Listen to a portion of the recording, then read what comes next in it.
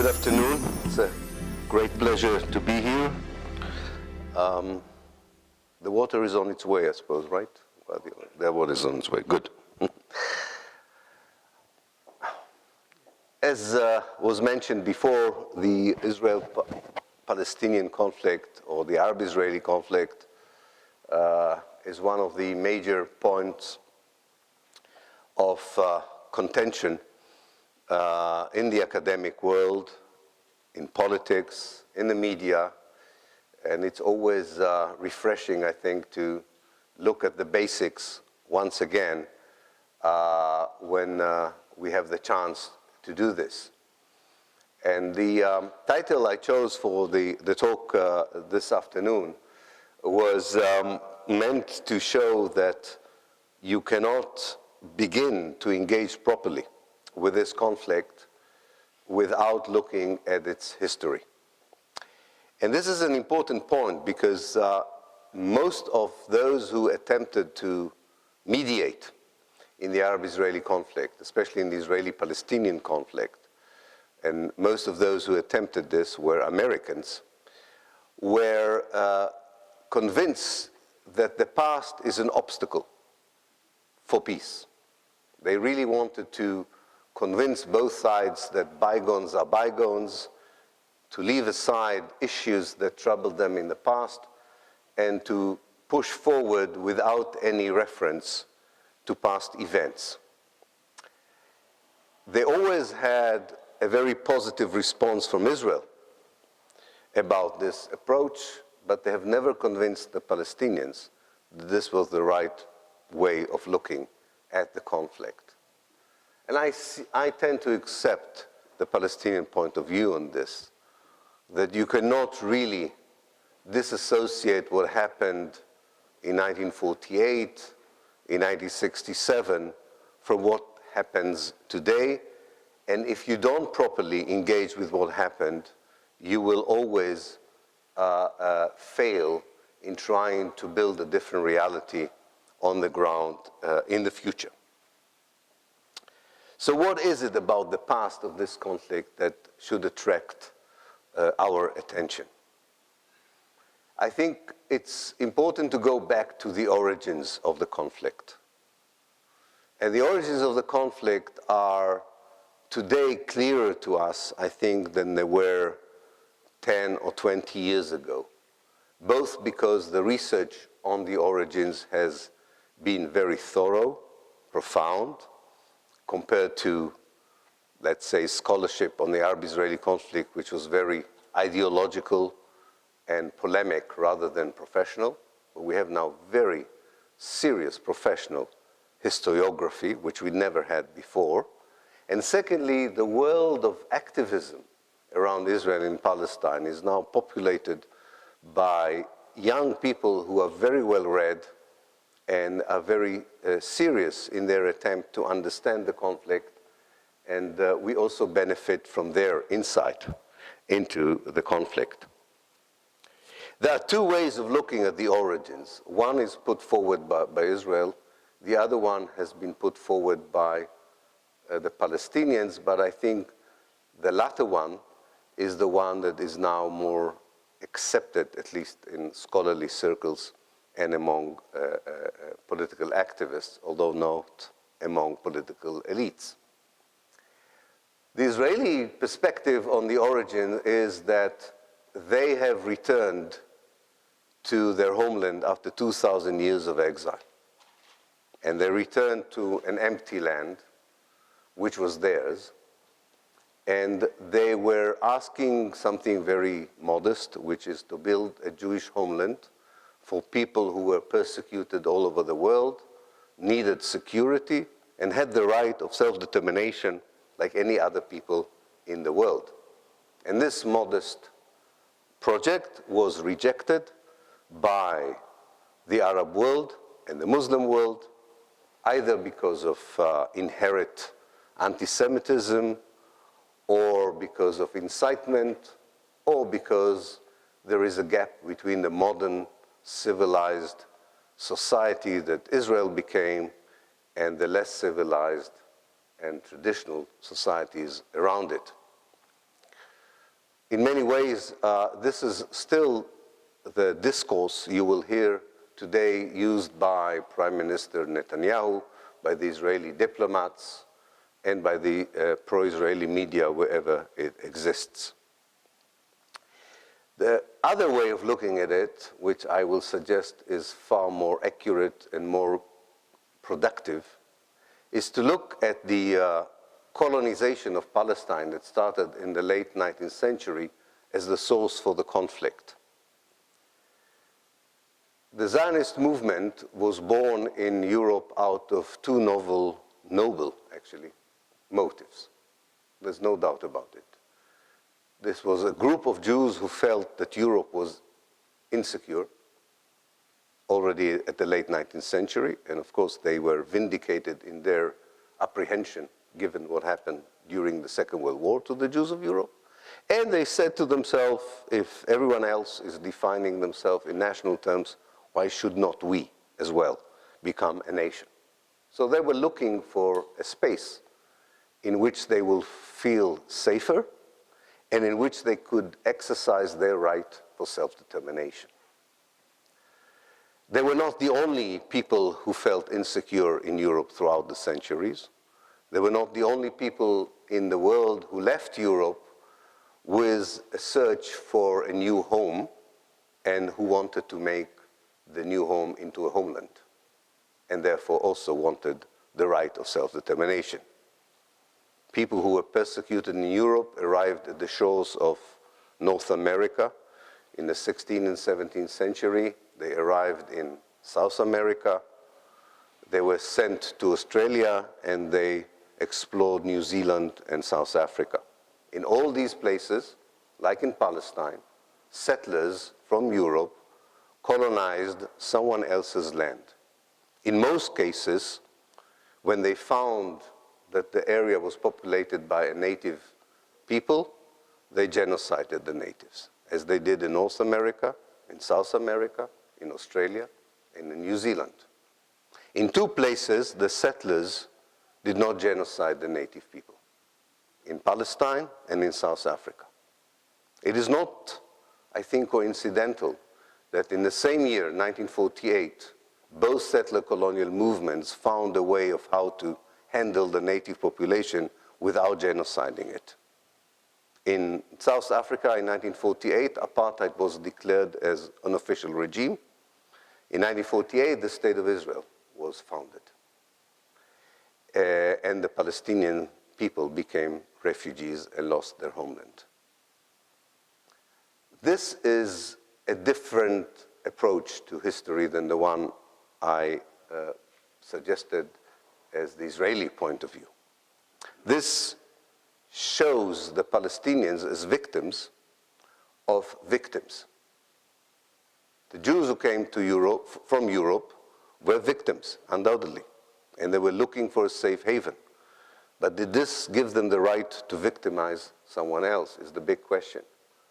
What is interesting, if you look deeply into that history, you can see that the British support for this project between 1917 to 1948, the European support for this project of colonization of Palestine after 1948, and the American support for this project, which is now the main reason Israel can do what it wants since 1967, that all these supports, or these projects of support, were based on the idea that indeed the Jews are victims, but they should be compensated by having the right to victimize someone else.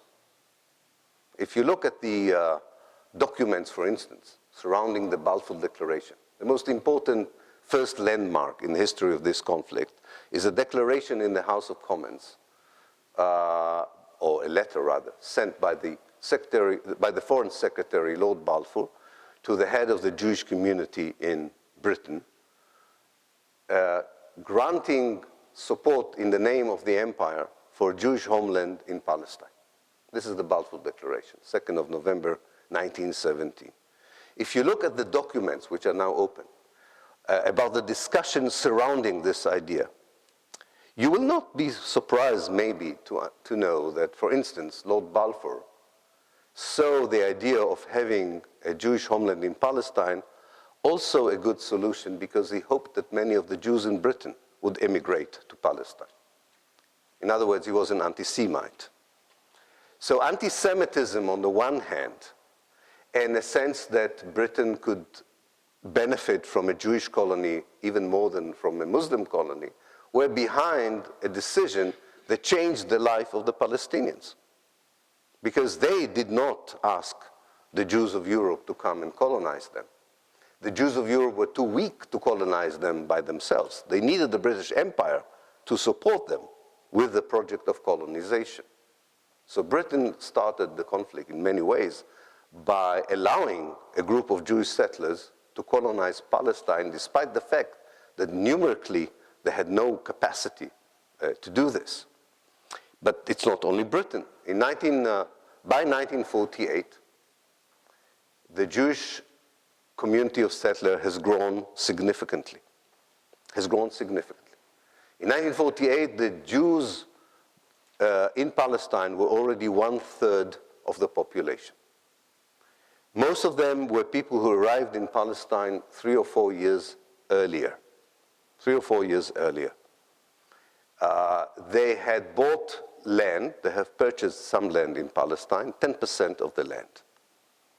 So in 1948, Britain, and one can understand why, given the history of the empire at that moment, decided it was not more a British interest to be involved in Palestine and transferred the issue of Palestine to the United Nations.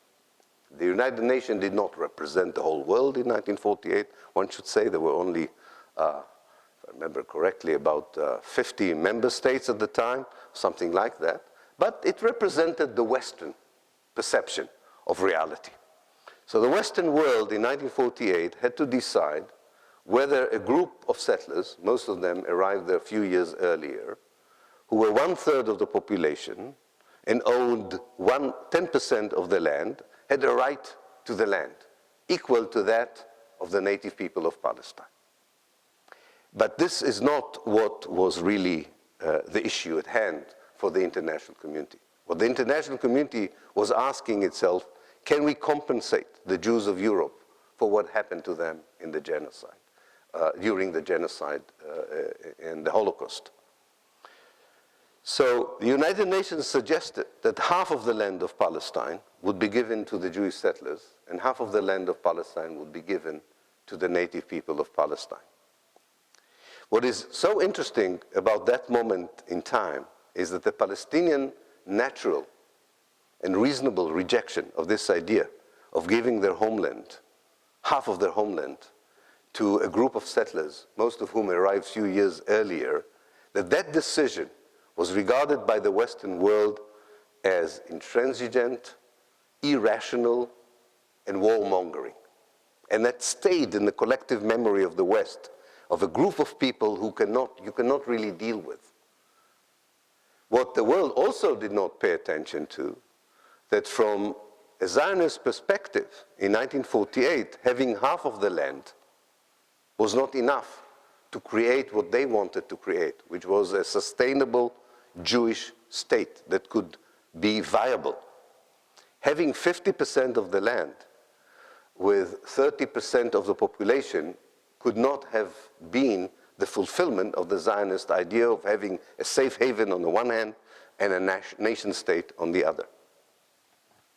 So I wrote a book in 2007 trying to depict what did the Zionist movement plan and do in 1948, and the world refused to talk about, and you're holding the book. Looking at the Israeli documents in 1948, I found out that the Zionist leadership intentionally and systematically, and quite logically from a Zionist perspective, decided that the only way of fulfilling the Zionist idea of a safe Jewish homeland was to evict by force the Palestinian population from Palestine. I called it ethnic cleansing. Ethnic cleansing is a legal, political, and moral term. When one group of people decide to get rid of another group of people, who are different from them ethnically or nationally or religiously. That is called in the international law ethnic cleansing. If you look at the reports of British journalists or British soldiers who were still there until May 48, if you look at the reports of the International Red Cross, of the United Nations, you can see that people were very much aware that what happens in Palestine is a forceful eviction of the native people from their cities and towns. In my hometown, Haifa, there were, until April 1948, 75,000 Jews and 75,000 Palestinians. That was the situation on the 20th of April, 1948. 3 days later, only 2,000 Palestinians remained in the city. And a similar picture unfolded in other spaces. By the way, until May 48, Britain was still responsible for law and order in Palestine. So the expulsion of the Palestinians from Haifa and Jaffa were done while the British soldiers were watching and not doing anything, although they were supposed to do something according to the mandatory charter. Why has the world looked at this forceful eviction that was accompanied by massacres and destruction and demolition of half of Palestine's villages?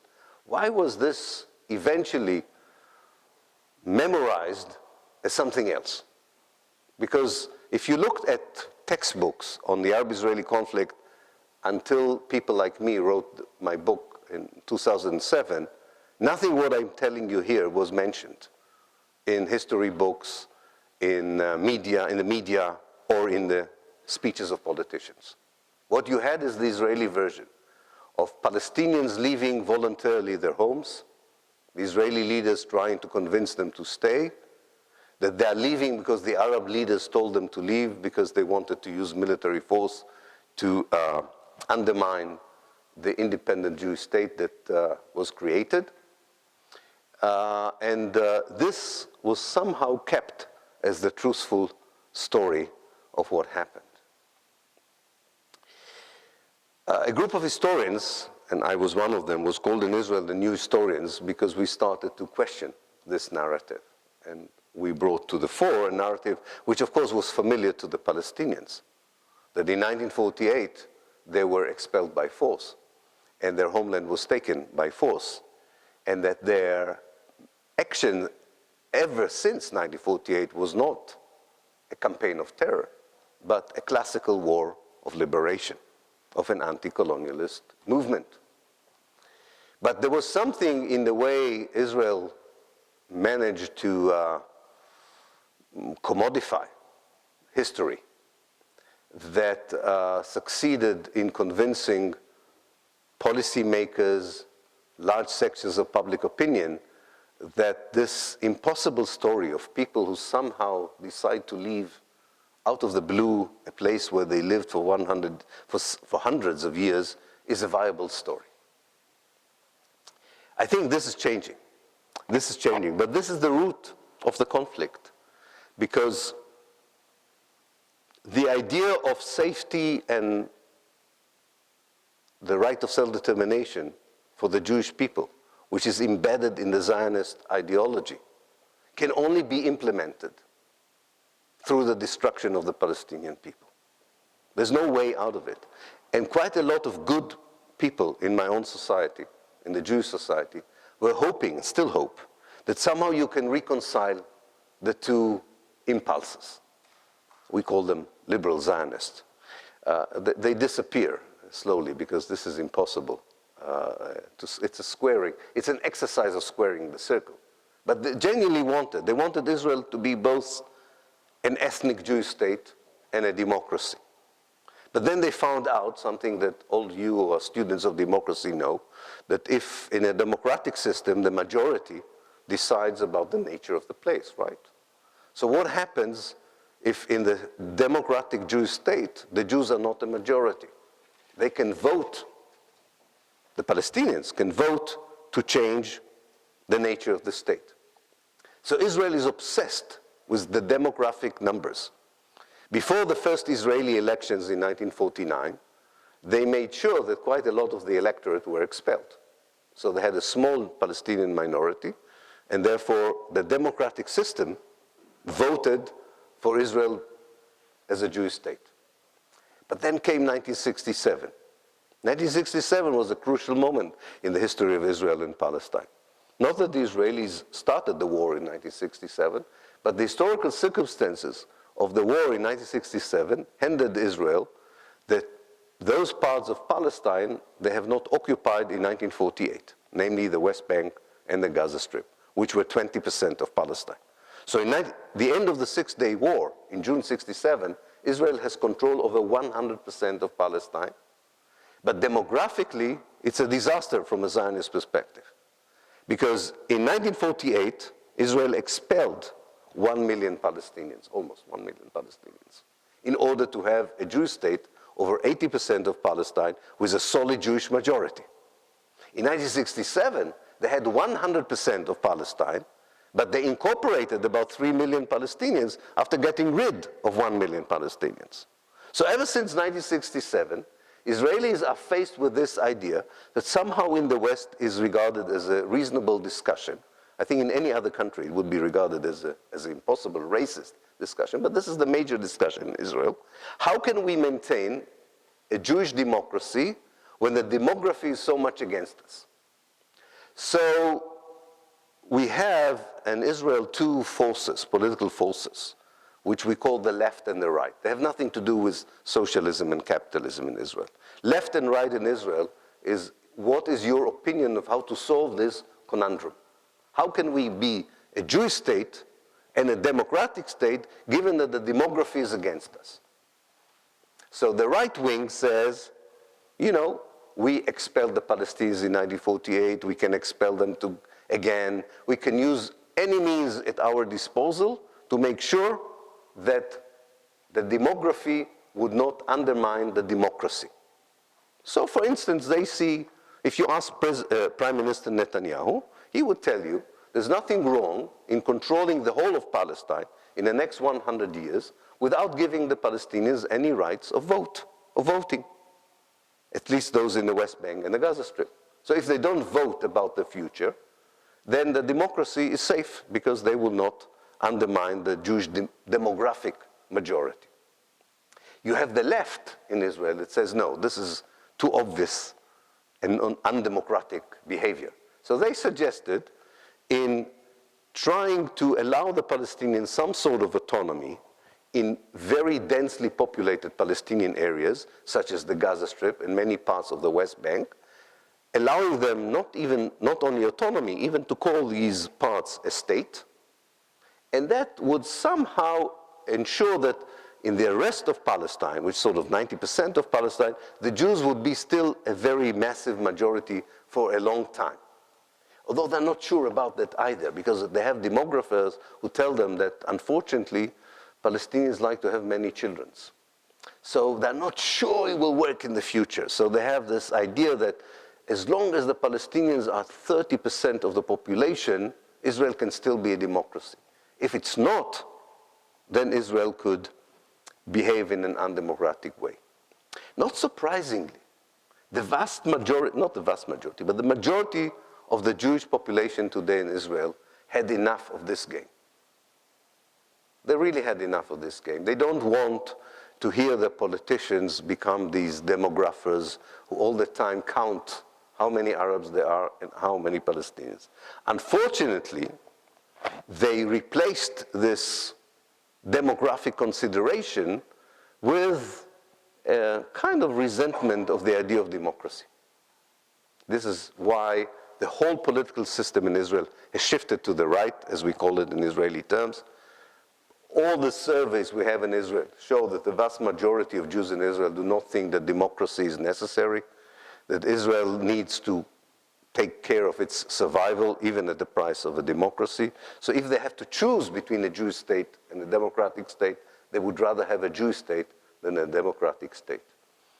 Now, this, of course, will not work, because between the River Jordan and the Mediterranean, you have today 12 million people. Half of them are Palestinians, and you have 5.5 million Palestinian refugees outside of Palestine. And this will not be over just by the fact that Israel is controlling the area by sheer military power or economic power.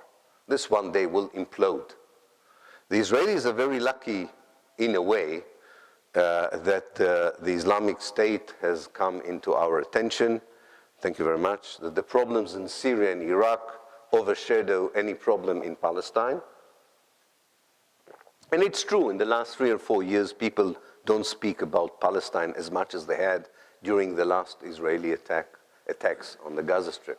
But this is just a temporary situation, because everything is connected to everything in the Middle East. You cannot really disassociate either the popularity of fanatic Islamism in Syria and Iraq or in Europe. You cannot disconnect that from the exceptionalism of Israel. You cannot disconnect the Palestine issue from the dismemberment of Syria and Iraq. It all comes back to the same historical moment in which these states were formed. And you cannot dissociate, as the West does, the issue of human rights and civil rights in Palestine from the issue of civil rights and human rights in Saudi Arabia, in Iraq, within the Islamic State, or elsewhere in the Middle East where these rights are being violated, such as in Iran and other places. So I would say that what we learn from history is that Palestine is in the Middle East, is part of the Middle East, it's part of the problems of the Middle East, and the solution in Palestine will have an impact on the problems of the Middle East as a whole. This is not the point of view of the political elites in the West, unfortunately. They still accept the idea that the Israeli-Palestine question is a different issue from the rest of the Middle East. They still think that Israel is more part of the West than part of the Middle East, and they still grant Israel an exceptional position when it comes to human rights and civil rights. There are good reasons for this. Israel is really different as a political system from the rest of the Arab world. This has to be said. The Israelis did build a more westernized society, if you want.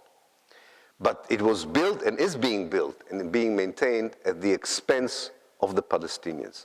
You cannot have the kind of cultural achievements and economic achievements you have in Israel without bitterly oppressing the Palestinians. And this is how Palestine is seen from the Middle East, from within the Middle East. Maybe it's not seen this way from here, but this is how the Middle East sees it.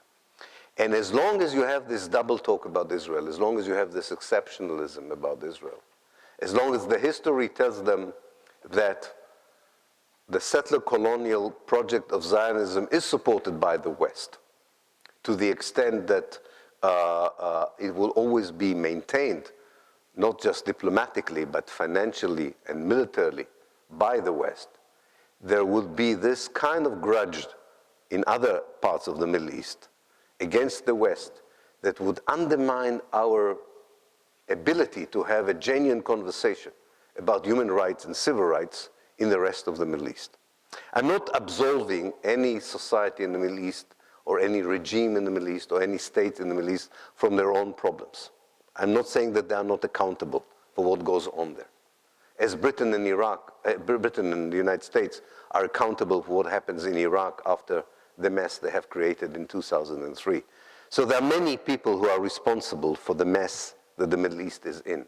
And Europeans nowadays feel for the first time that this mess cannot be contained in the Middle East. It arrives at their doorsteps in Paris, in London, and now in the United States as well. So we need to solve that issue. What I was trying to tell you this afternoon is that I think that people underestimate the connection between the problems in Syria and Iraq and the issue of Palestine. There is a good reason for certain groups in the West to make this separation, to say this is one conflict, this is another conflict. Don't confuse the two. They're not connected. But not surprisingly, even people like the Secretary of State, John Kerry, the Swedish foreign minister just recently, said and then regretted because they were so condemned for saying this, said that there was a connection between the power of the Islamic State and the lack of any progress in the Israeli-Palestine conflict. And they're absolutely right. They're absolutely right. The connection is not easy to detect. You need history for understanding why this is all connected. But I would end, and I really want to leave as much time as possible for your questions and comments, which I would love to hear. But I would end by saying that instead of dropping bombs on Syria and Iraq, the biggest bombshell you can drop is a change in the Western policy towards Israel. This would be such a bombshell that it will affect the way people on the ground would understand their own society, their own situation, their own conflicts, and the ways out of it. It will not solve the conflicts that exist, but it would create conducive circumstances for dealing with these conflicts in a much better way. Because if you look at the history, for instance, of the relationship between Christians and Muslims in the Middle East, between Shiites and Sunnis in the Middle East, for centuries, these were quite good relationships. This were not love affairs, but they were very normal relationships. The idea that is now being conveyed to us by academics, politicians, and pundits in Britain and in Europe and in America, that the problem in the Middle East is that Shiites hate Sunnis and Sunnis hate Shiites, and there's nothing we can do. These people will kill each other because that's how they were from time immemorial, is nonsense. In fact, this is an area where conflicts were solved in a much less bloody way than anywhere else in the world. It is an area which has mechanism for reconciliation and peace, which are much older and much better than the rest of the world. But in the last 20, 30 years, the interference of outside powers and the Palestine question have turned the place into a field of bloodshed, violence, and suffering on a scale never seen before in the Middle East. And I think that it's time to take a different approach and not just this narrow-minded strategic approach which thinks that you can use military power to deal with the grievances of people, or you can disregard the fact that you have been conducting as Western powers a policy of exceptionalism and immunity to one particular state at the expense of others, and not think that this has any implication for the present conflict, not just in Palestine, but in the Middle East as a whole. So I offer you tonight a different historical perspective on the conflict.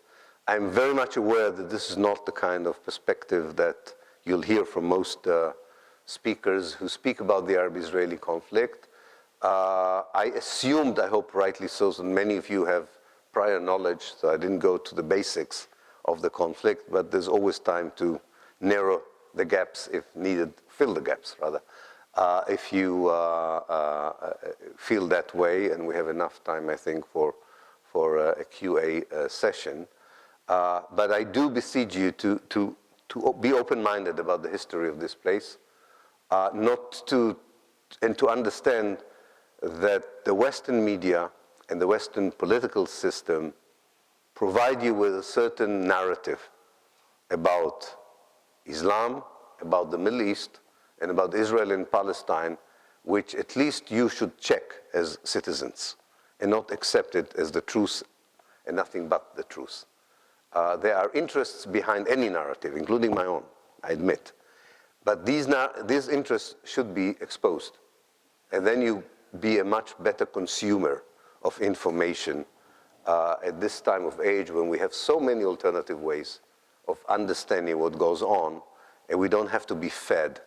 Now, for many years, I'm sure many of us thought that we can be ignorant of what happens in the Middle East. I think in 2015, we understand that this is part of our world as much as it is the part of those who suffer in the Middle East. So I will end here and open up for Q&A. Thank you.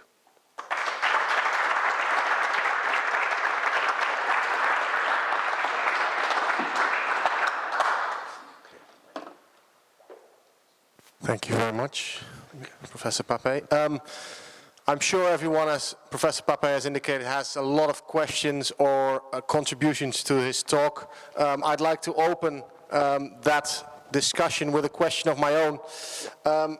As you have described, there is a growing contradiction between the official narrative within Israel itself, the sort of conflict between demography and democracy. At the same time, you have a massive, big Palestinian refugee population, not just within Israeli borders, but also especially around Israel. Now, one of the main issues, one of the main contentions in any peace talks, if you can call them that, is the right to return.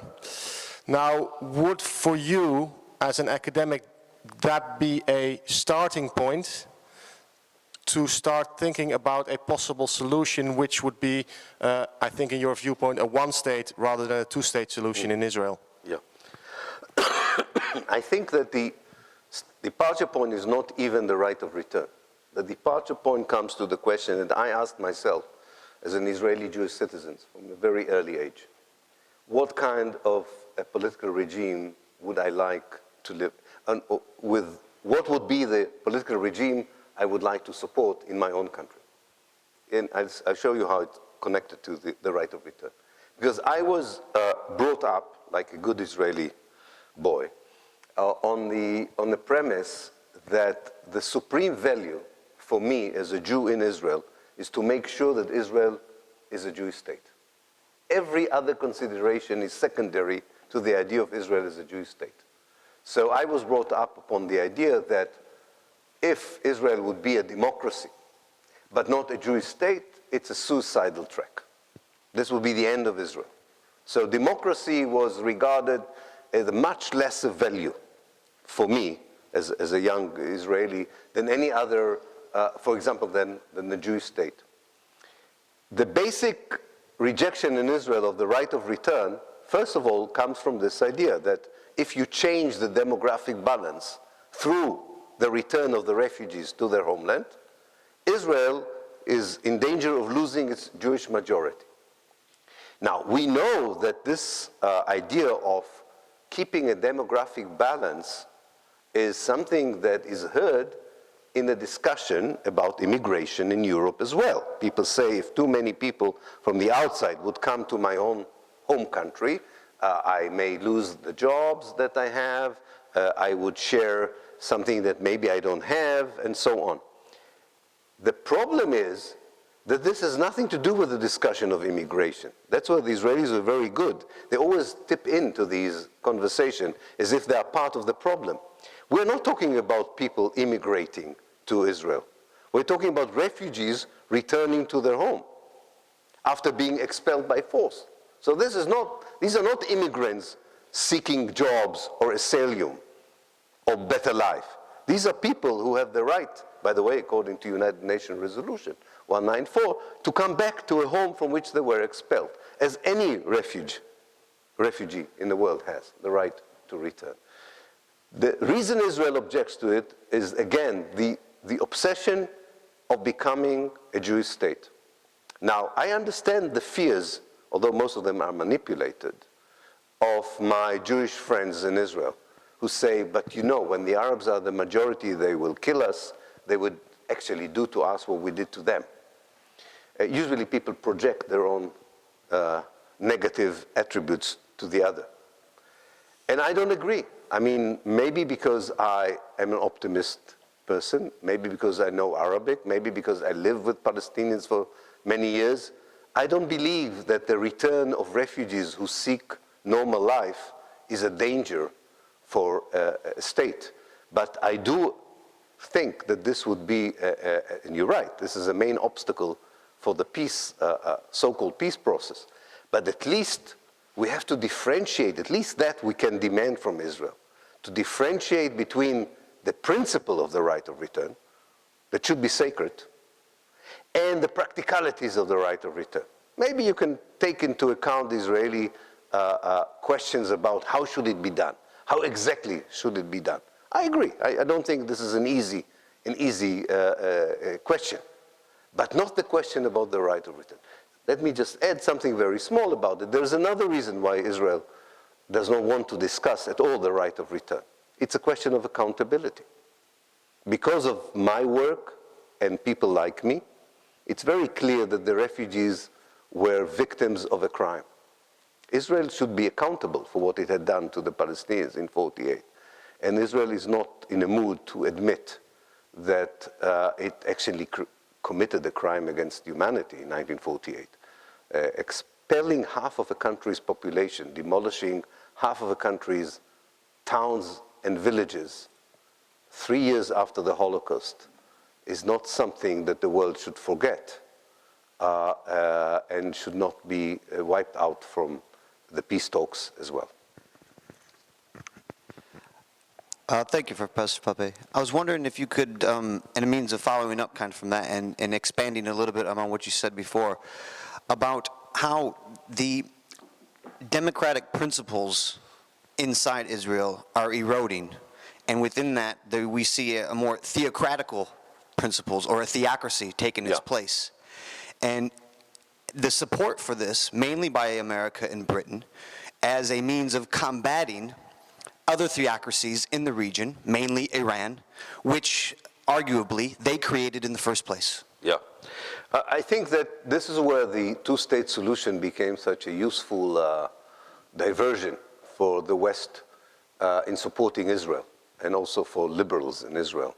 Because as long as you believe that there is a possibility for a two-state solution, you could have said, Israel could still be a democracy without worrying about the demography, because most of the Palestinians would be squeezed into parts of the West Bank, ghettoized in the Gaza Strip, and Israel could be still a country with 80% or 75% Jewish majority. And then you don't have to worry about this moral question of ethnicity versus democracy. The problem is that, as I said, Israelis were interested both in the geography and the demography. The historical opportunity that landed to them in 1967 was so appealing, so attractive, that they could not really resist colonizing the West Bank as well. Maybe if they would have disallowed even one Jewish settler to go to the West Bank in 1967, maybe then you could have said that this idea that at least 20% of Palestine is purely Palestinian and 80% of Palestine is Jewish with just a small, relatively small Arab minority, Palestinian minority, maybe this would have held water for longer than it does today. But the idea of any settler colonial project is not just demographic, it's also space, as you know, in the United States, as you know, in Australia. So the Israeli government in 1967, which represented all the political factions at the time, authorized the colonization of the West Bank. It authorized the colonization, the Judaization. It sent, against the international law, it sends Jewish settlers to settle in the West Bank. The government was secular, was not very fanatic in 1967. So they said to people, don't settle among densely populated Palestinian centers, population centers. Only settle where relatively there is less kind of, it's less dense from a demographic point of view. The problem was that they sent a message to a group of religious Jews who were still a minority in those days, in 1967, that Judaizing the West Bank is a national project. Now, for religious Jews, the West Bank is the heart of ancient Israel. And they did not want to settle according to the government map, which says you can settle where Palestinians do not live. They wanted to settle according to the biblical map. Now, according to the biblical map, all the ancient Jewish places are where the Palestinians live. So they settled inside Palestinian communities. By 1993, when the world sort of woke up and said, oh, maybe we can convince both sides to separate and have a Palestinian state next to Israel, the two projects of colonization, the government colonization project and the messianic colonization project, fused to such a powerful reality on the ground that it was impossible even to think about a reasonable Palestinian state in the West Bank and the Gaza Strip. And you can see it from the way that Oslo, the peace process in 1993, materialized as a map. Forget about the principle that was signed in 1993. What matters about Oslo is what we call Oslo B, the translation of principles of peace into reality on the ground in 1994, which is called Oslo B. The Israelis, and this is the left wing in Israel, the left wing in Israel said, because of the colonization, which we cannot undo, let's divide the West Bank into actually two parts. 50% will be a Palestinian state, and 50% will be eventually incorporated in Israel because it's full of Jewish settlers. So the Palestinians were not offered 20% of Palestine, they were now offered 10% of Palestine as a viable state. So even the most optimistic Palestinians said, halas, as they say in Arabic, enough is enough, we cannot take this is ridiculous. And this is when other political powers in Palestine said, you were wrong to believe that diplomacy would lead anywhere. And the political Islamic movement decided to go on a liberation struggle again. So they used armed struggle, and I'm sure they will be joined very soon by other Palestinian factions, because it's not working. Now, the moment you have severe resistance on the ground, it justifies all the fears of the Israeli Jewish population. So this shifted the Israeli political system to the right, as it did in France just a few days ago because of what happened in Paris. The same happened in Israel.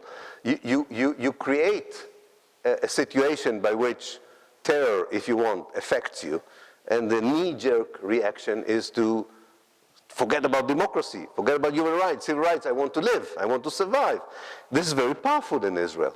Now, the people who provide this kind of message are also very much connected to messianic religious ideas. So yes, I think you're right. Since 2000, Israel is moving from being a defunct democracy that tries to balance between demography and space into a theocracy that doesn't care about democracy. And the West will have a serious problem. Especially the Jewish communities in the West will have a serious problem. As long as, now that we all have been invited to the funeral of the two-state solution, we will have to choose in the West, what do we support? An apartheid state in Israel or a democracy? And these are the two choices Israel doesn't want the West to feel that it has to make. And it will try and continue to sustain the two-state solution as a possible ideal, but not for too long. I don't think it will work for too long. Could you talk about the contemporary Israeli economy? Yeah. Oh, sorry. There's a manager here. Yeah. As you are aware, our media and Western governments are very pro-Zionist and have been effective in silencing, for the main part, certainly in the mainstream media, any criticism of Israel. I just wondered how you believe change will come, and whether you believe we have a role as average citizens to be part of this change, and also what your views are of the boycott, divest, sanction movement. Mm-hmm. Mm-hmm. Yeah, I think that if you would have checked the basic attitudes of the electorate in this country, and if it was democratically represented in the policies of the government, whether the Labour government before or the current government, I think the British public would have demanded its government to take a very different attitude towards Palestine and Israel. I think the government does not represent faithfully what many people in Britain feel about Palestine, because the government is not acting according to moral values, according to financial and strategic values.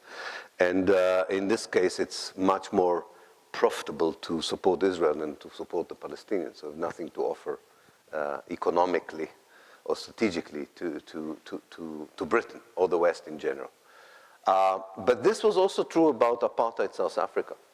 And you know, I'm always thinking about how, I studied very closely the movement in Europe from civil society support for the struggle against apartheid in South Africa, and the governmental decision eventually to sanction South Africa, which is what the pro-Palestinian movement is trying to do today in the West, to move forward the boycott campaign and to convince governments to follow it with sanctions. Boycott is an act of civil society. Sanction is usually an act of governments. It took about 21 years in Europe before the first government was willing to impose sanctions on South Africa.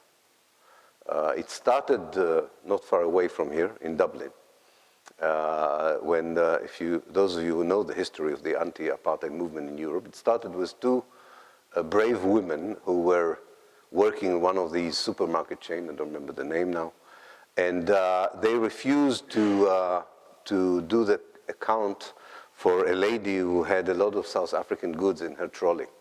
And the lady reported them to the management, who fired them on the spot.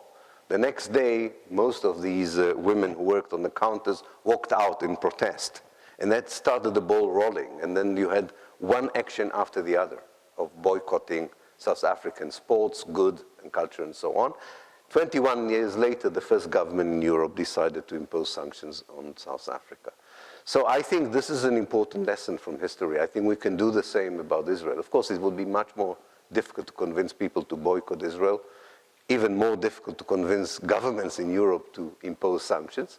But let's face it, we have a European decision to at least advise the citizens not to buy Israeli goods from the West Bank, from the settlements in the West Bank. It's an early indicator that one can convince European governments to take tough position or tougher policies towards Israel.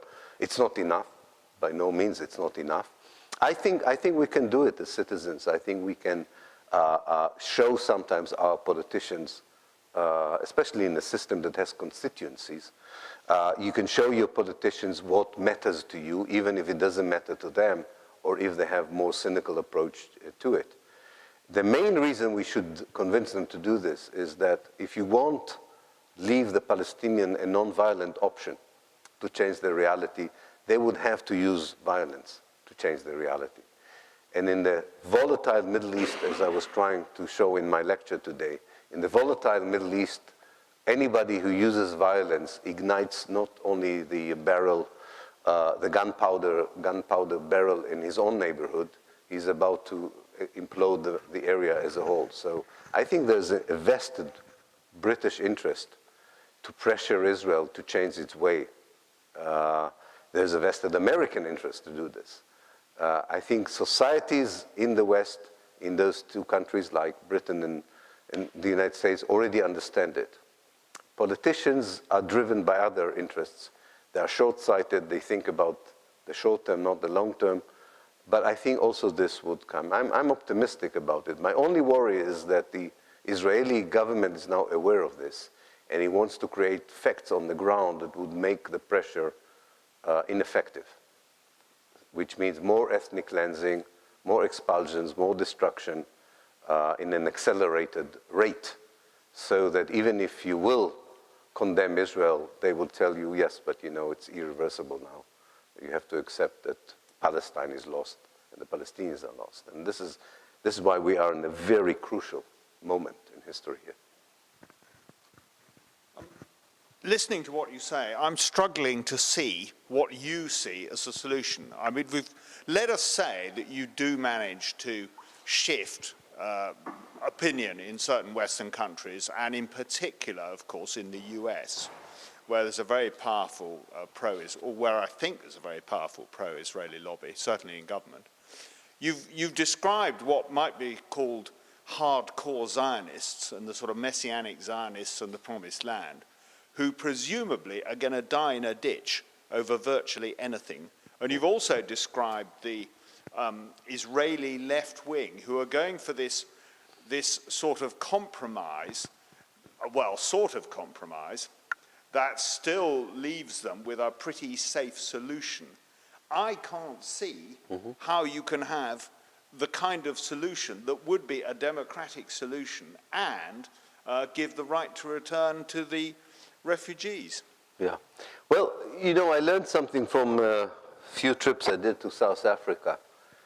I was introduced to people who used to be hardcore supremacists.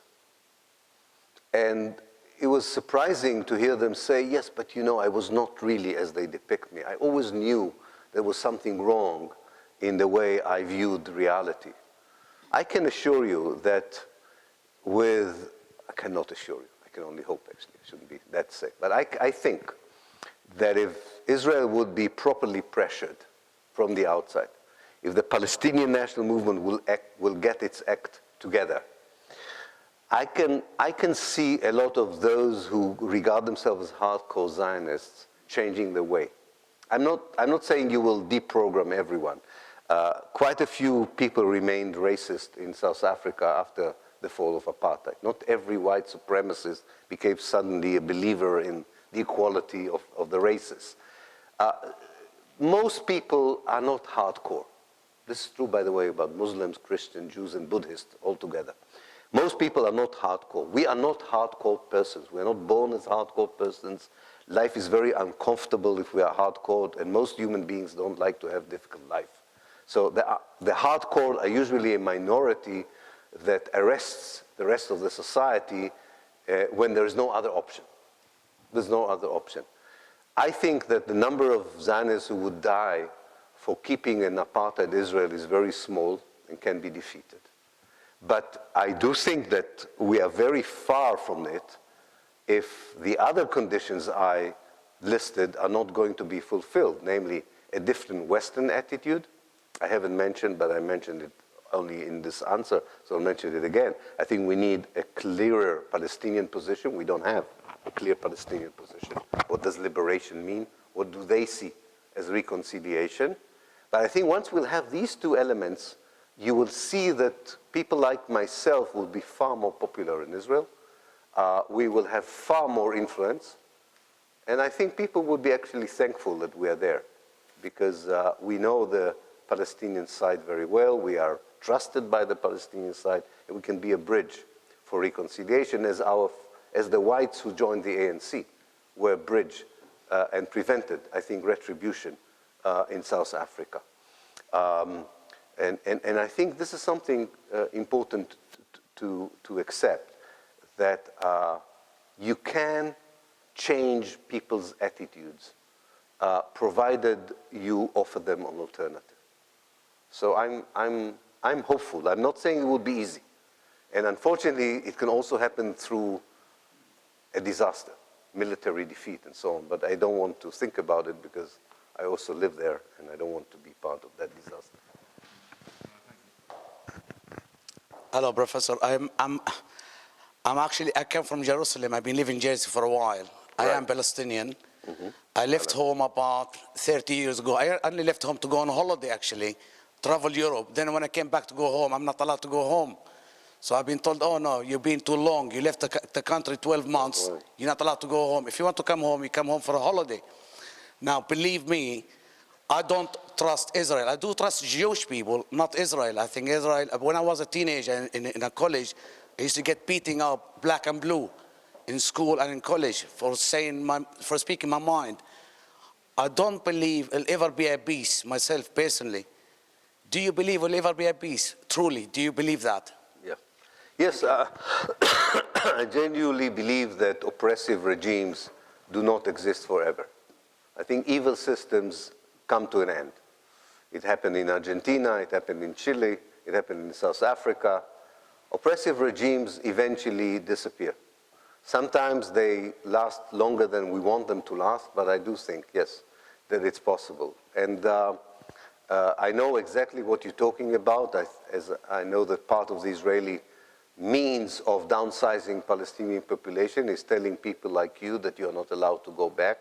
And this is only one of the many means that they're using to maintain an idea which I think is morally corrupt, the idea of an ethnic state. But I think there is a difference between a state and people. People can be educated, re-educated, open up for different options. We are not doing it yet with the Israelis, but I think basically there is a very good hope for having a different Jewish-Israeli attitude, if you want, in the future. Not in the near future. It's a long process of education.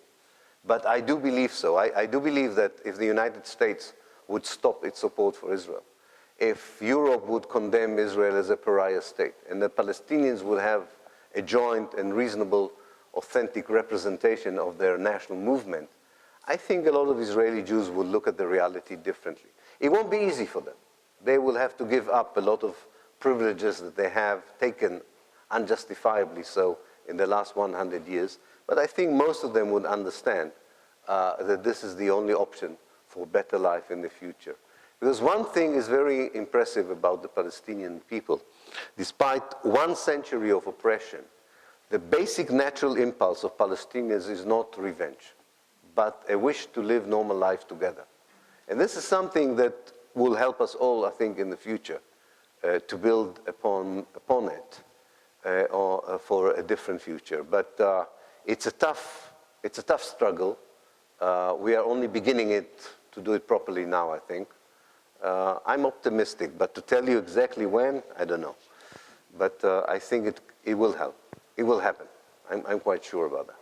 Sorry, everyone. I've got a lot of people raising their hands. I have seen all of you, so don't worry. Thank you very much, Professor. Thank you. We may be the only 2 Jews in the audience, I'm not quite sure. You mean? I'm finding this quite disturbing because I came here feeling I've got to defend the Jews. But I think what's coming out of this for me is this confusion about the Jews and the Israelis and the Muslims and the Palestinians.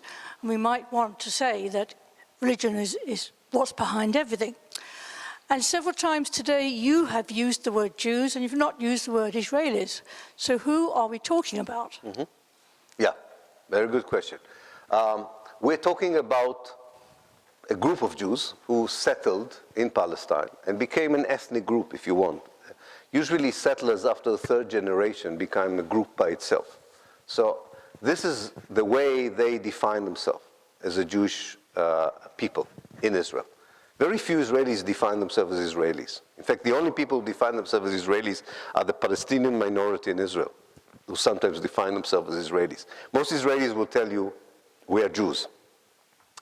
There is a confusion. It's a manipulated confusion, of course. What you have is not a religious group, but you have an ethnic group. But Judaism is not ethnicity. Judaism is religion. Part of the Zionist project was to try, but they did not succeed, in transforming Judaism from a religion into nationalism. It worked for some, it didn't work for others. Quite a lot of Jews around the world do not define their nationality as Jewish. They define their nationality as French, British, American, and if you ask them, they would say, my religion is Jewish. Israelis don't define their Judaism as religion. They define it as nationality. So it's confusing on purpose. So whatever term I use, I have to say that this is part of the problem. This is exactly part of the problem. I want the people who are like me, Jews in Israel, to feel that they're Israelis or part of Israel and Palestine much more than they are Jewish, because the Jewishness has nothing to do with the future. As I would like people who are Muslim and Christians to feel that they belong to Palestine. And that's what they had said for many, many years. But what happened is that you had a conflict between 2 secular movements. The settler Jewish movement was very secular. I used to say that what was so unique and confusing about Zionism was that here you had a group of Jews who did not believe in God, but nonetheless believed that God promised them Palestine. And that's the problem, you know. Palestinian national movement was not religious. Christians played a very important role in the Palestinian national movement. If you read the PLO charter, it is not a religious charter. It's a democratic charter that says that Jews, Christians, and Muslims should live together as equal people in a democratic, secular state. That was the PLO charter in 1968. However, the secular movements failed to deliver. They did not deliver for the liberation of Palestine, and they did not deliver secure life for the Jews in Israel. So the alternative was to fuse religion into the national project on both sides. And the conflict became more religious than it was. So political Islamic groups became more prominent in the Palestinian struggle, and Jewish national religious groups are far more important in Israel than any secular forces. But I don't think the conflict is religious. It's not a conflict between Muslims and Jews. It's a conflict between a settler society, now in its third generation, and a native population. And the two will have to learn how to reconcile and live together. But for them to be able to do this, you have to understand the essence of the conflict. And it's very difficult for Jews around the world to accept it. But they will have to. They will have to accept it. I'll put it just one sentence. I would say, without offending you or anyone, you have no stake in the state of Israel. You really don't. Our friend here has. I have. We have. Both of us have. Jews of Britain have no stake in the state of Israel. This is the fallacy that Zionism created. This is not the solution for racism in Britain, is to have every ethnic group that is being, if there's racism against any ethnic group in Britain, to create a state for these ethnic groups. No, Britain has to remain a democratic state that recognizes the rights of everyone. Otherwise, we will never get out of it. So I think this is something, of course, which is very difficult for the Anglo-Jewish community. I understand it. I fully understand it. But this will be part of the solution, divorcing Judaism from the fate of the Jews in Israel and Palestine. Yeah. Okay, before we go to the next question, I know there's quite a lot of A-level students here. I do encourage them to ask questions too. We are the young generation. Hi.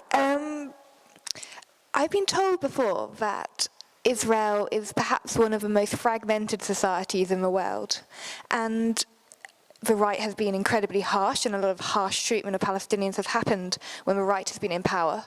But under the left, a huge number of settlements have been built. And you've been saying how we can convince perhaps the Israelis that most people are perhaps swayable and educatable, but I was wondering internally whether or not you think that there's any chance of internal Israeli pressure really having any sort of pivotal effect in the situation. Yeah. I think that the chances for change from within depend very much on the pressure from the outside. And, as I said before, with a clear Palestinian position. So the things are not disconnected. As long as the international community does not pressure Israel, and as long as the Palestinians are fragmented and don't have a clear position about the future, which is what we are having now, there is no chance for any movement of change from within Israel to be effective. There is a movement of change in the direction that I'm talking about, but it's very small. Sorry. So I think that in order to empower change from within, you need strong pressure from the outside. You can't separate this. It doesn't work in a discrete way. So you need to fuse it. So I would not wait for a change from within. I would trigger change from within with the pressure from the outside. So I'm a great believer in the pressure from the outside as a very good model for causing change in Israel. You mentioned that the Palestinian version of history wasn't heard for many years, and there's been reference to the media. Even today in the media, in the British media, it seems that what happens to one Jewish Israeli makes a headline, but what happens to 10 Palestinians is a footnote. How do you think that can be changed? Yeah. Yes, I think you're right. The media is pro-Israeli, especially the BBC, and it's very difficult to challenge it. I think that the only way of, well, there are two ways of doing it. I think, luckily for us, we live in an age where alternative media is as important as mainstream media. And I think people are quite educated about what goes on despite the distorted picture that they get. But I think there needs to be pressure from the society itself and demand from the media to be more transparent about what goes on in Israel and Palestine. It's not easy, but I think that this can only be sustained through pressure. But first of all, it has to be recognized. And not everybody would agree with us, with you and me that it's biased. I think it's very biased. And I will just give you one example that still haunts me to this very day. The fact that people wanted a public announcement of recruiting money for the children in Gaza, that this project was regarded by the BBC as unacceptable because it was political. Asking for people to give money for the babies in Gaza, the BBC decided not to allow this advertisement to come on the television screen or in the radio announcement because it was pro-Palestinian. Shows you the kind of work we still have to do in the BBC.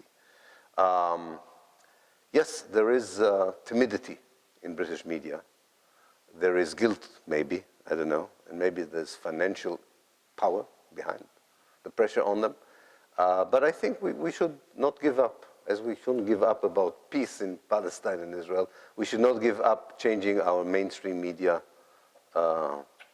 here. And always remember, America is worse.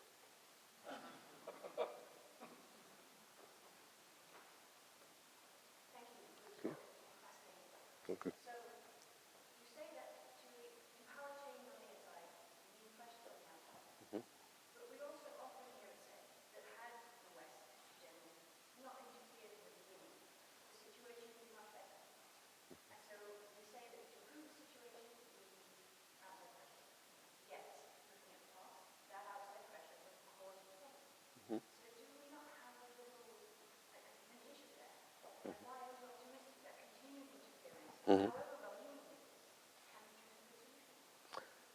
You know, there's so many modes of intervention that can be appreciated as solidarity by the people, or could be suspected by the people as the wrong kind of intervention.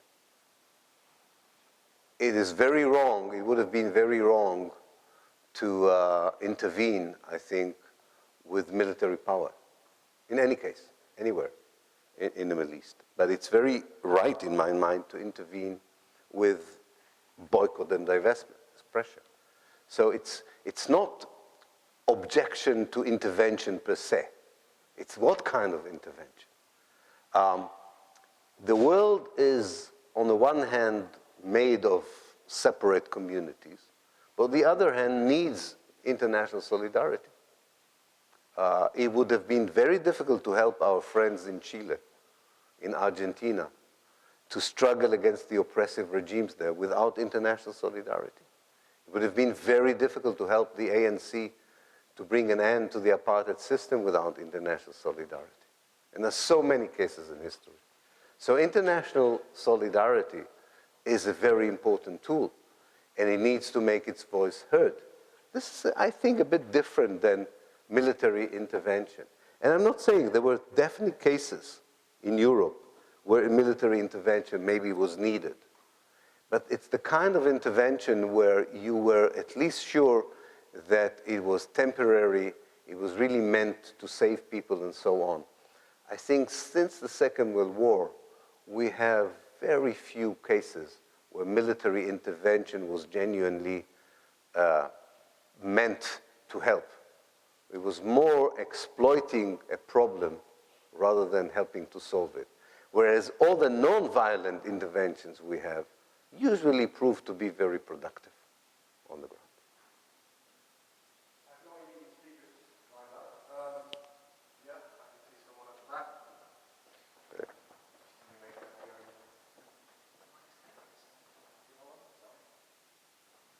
Oh, there we go. Yeah, thank you for that talk. That was absolutely fascinating. You've drawn comparisons a few times with South Africa. And one of the things that the anti-apartheid movement had that it was very lucky to have was Nelson Mandela.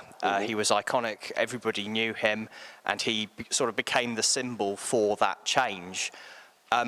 Do you think that Palestine needs its own Nelson Mandela so that the struggle can be more recognized internationally and sort of have a figurehead that people can see and people can admire, and somebody who would be able to do what Nelson Mandela was able to do in South Africa, in that when they won, he was the first person to stand up for reconciliation against retribution and for uniting people, and because of that many of the many of the white population in South Africa were sort of able to sleep at night knowing that, okay, they'd lost this, but the person who was in charge wasn't going to fuel any bloodshed against them afterwards. And so knowing that there was an individual leader who could be trusted would obviously be much more conducive to getting peace. And if it is important for Palestine to have that, who do you see as potentially being able to play that role, given that, of course, Yasser Arafat is dead? Yeah. Well, I don't believe in leaders, not in 2015. I think there are many Nelson Mandelas in Palestine, more than one. People who would like to share life with the Jews in Palestine, who would be the bulwark against retribution if that at all will come as a scenario. I don't think it will be prevented by one charismatic leader. I don't think Palestine needs one charismatic leader. I think Palestine needs a united leadership, not one leader. So, yes, Nelson Mandela was very important, but I would not underestimate the role of everyone else in South Africa. It would be really very wrong historically to give all the credit to Nelson Mandela. And he also did something that time will tell whether it was the good idea or not a good idea. As you know, he negotiated with the white minority what we call the economic apartheid. They were allowed to continue the economic apartheid and gave up on the political apartheid. I'm not sure that a communist leader would have gone for that kind of arrangement, as Mandela did, who was quite right-wing in that respect. So I'm not looking for a Nelson Mandela in Palestine. I'm not looking for a Che Guevara in Palestine. I'm looking for a united leadership that represents a fragmented people who were exiled, who were divided into different groups. It will be very difficult under these circumstances to create a leadership that looks towards the future in realistic terms. I know a lot of Palestinians who can be part of this leadership, and I hope one day they will be. I think Israel would need a very brave educators and leaders to take them through a painful process for peace and reconciliation. So, yes, we need strong and assertive people who lead the way, but I'm not sure we need a strong leader as such. The Arab world has bad experience with strong leaders. It did not necessarily produce good things, and I think it's the time of the groups, not of the individual, to push forward new realities. As I had 0 speakers before, I now have quite a few speakers. So if you're really desperate to say one last thing, I'd like you to let me know now. Sean, I can see you, yeah. Doesn't like you. There's like a sort of parallel with Mexico when it was invaded by Spain. Was that liberation or occupation? The Aztecs did human sacrifice, and the Toltecs welcomed the Spaniards as liberators. Palestinians do honor killing and things like that. It could be said that it would be worse under a Palestinian government, and like Hamas and Fatah fight each other, there's a sort of civil war between them. And it's said that Israeli Arabs have a better standard of living than Arabs in surrounding countries. Yeah. So you think Zionism came to liberate Palestinian women from honor killing? It could be said that when the Spaniards invaded... Never read it in Zionist ideologues, but no, seriously. It's like colonization. Colonization has brought some benefits to the colonized society. The railway system in India looked much better after the British Empire was there. Some illnesses in Africa have been successfully conquered as a result of European colonialism in Africa. But it also brought with it things that were never there before. Bloodshed on a scale unrecognized before, polarity between those who have and haven't, pillage of the natural resources for the sake of the Western economy, and so on. In short, I would say that the sheet, kind of the balance sheet between the advantages and disadvantages is always against the natives. Palestinians would have dealt with honor killings themselves. They would have dealt with traditional issues that do not allow them to progress themselves without the Zionist movement. The thing is that you can never prove it because Palestine was colonized. We don't have 100 years of Palestinians living in Palestine without Zionist colonization to test it. So this is not a very important exercise to my mind. What is important is to ask yourself, what has been the attitude of the Zionist movement to the Palestinians, including the Palestinians in Israel? It's true that the Palestinians in Israel have the right to vote and have the right to be elected. And it's true that their situation is much better than that of the Palestinians in the West Bank. And it is also true that the situation of the Palestinians in the West Bank is much better than the situation of the Palestinians in the Gaza Strip. But the situation of all the Palestinians is much worse than the situation of the Israeli Jews. Because the Israeli, I'll just give you short examples. I mean, this should be a whole lecture.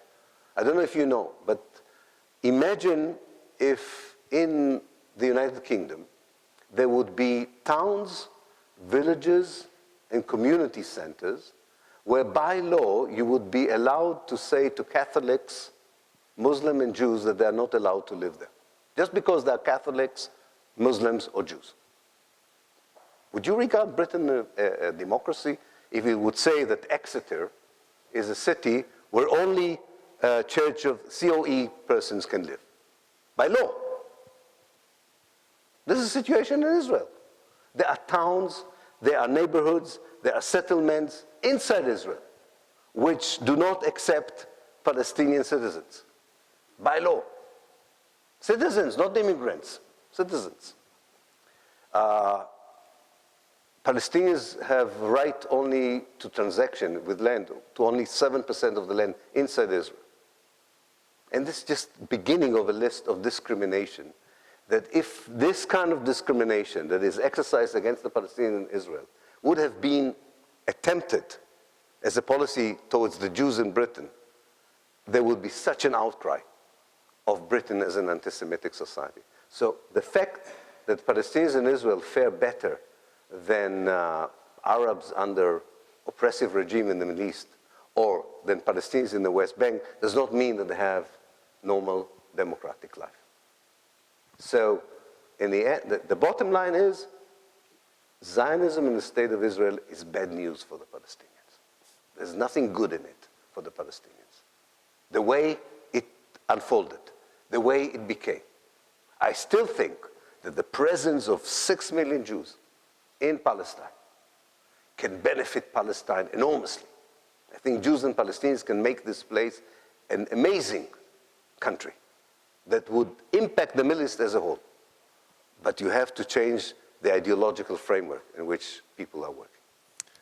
I've just been reprimanded by my colleague at the back that really there's only one speaker left to give time to, and because it's a young person that's raised his hand, I want to give that person now the opportunity. I'm really sorry for the other people that raised their hands. Thank you very much once again for the amazing talk. I just wanted to ask, you've mentioned the 1948 war a lot and also mentioned the 1967 war. But apart from those two conflicts, what would you say was the most significant turning point within the 20th century for Arab-Israeli relations? Mm-hmm. Well, I think 48 is still the most important year. I really think 48 is crucial, more than 67. 48 is the year that the Zionist project almost succeeded in totally destroying the Palestinian existence in Palestine, and yet it was incomplete. So I can't think of any other year which is so formative. But I think 67 is important as well, of course, because it attracted world attention to the conflict. There are other landmarks, but I would say that if I had to give an introduction to the conflict, and say to people, what should they focus on? I would say 1948. It really highlights everything that is important. And we are still in 1948. The thing is that we are still in 1948. Israel can still not rest as a Jewish state because there are still Palestinians inside Palestine. The Palestinians cannot rest because they still believe that they can salvage Palestine. And as long as these two kind of impulses are there, the conflict continues. The question is, can we bring 1948 to a closure? And this will not be easy. So I think it's a formative year. It's very interesting, and with this I would end, that of course for Israelis, they would say to you that the formative year was exactly 2015 years ago, when Israel, as they see it, was destroyed by the Roman Empire, and the Jews were exiled and came back home in 1948 after more than 2,000 years of exile, and for some reason the Arab world did not accept this return. As I said today to high school children, with this I would end, you will never understand the conflict if you will not appreciate the absurdity of this claim, which for Israelis is the most important justification for what they're doing. So I gave an example to a teacher in Jersey. I chose him because he was there. I mean, it was nothing personal. But I said to him, because he brought this idea to the fore, and I said, imagine that someone knocks at the dead of night on your door and says to you, excuse me, I used to live here 2,000 years ago, and therefore half of your house belongs to me. And I said, you probably will invite this person and give him tea and call these nice people with white gowns to come and take him to his appropriate location. But imagine that the next day he will appear with the chief of police who said, listen, this guy has a reasonable argument. You have to give him half of the house. So you give them half of the house. You're forced to give them half of the house. And then they tell you also the other half belongs to them. I mean, this is the perspective from the Palestinian position. The fact that Jews were either persecuted in Europe or were exiled, or whether they are the same Jews or not, doesn't matter, were exiled 2,000 years ago, cannot justify either the colonization of Palestine or the dispossession of the Palestinians. And I think this is why 48 becomes such a formative date, because this is when the world said, you know what? It's logical. It's logical that people who were not here 2,000 years ago would come back, dispossess the people who lived there, and we should legitimize this. This was the moment that the conflict became insoluble in many ways. Thank you. Okay. Thank you, Professor Pappe. That is the end of this lecture. I would like to thank everyone sincerely for coming along. I would first of all want to thank Professor Pappe for him being a brave voice in this debate, whether you agree with his vision or not. I think no one can deny that he has played a part in shaping the debate and in shifting the debate perhaps, and in educating at least all of us on this issue. And I think we must be very grateful for Mr. Pappe to pay us a visit today.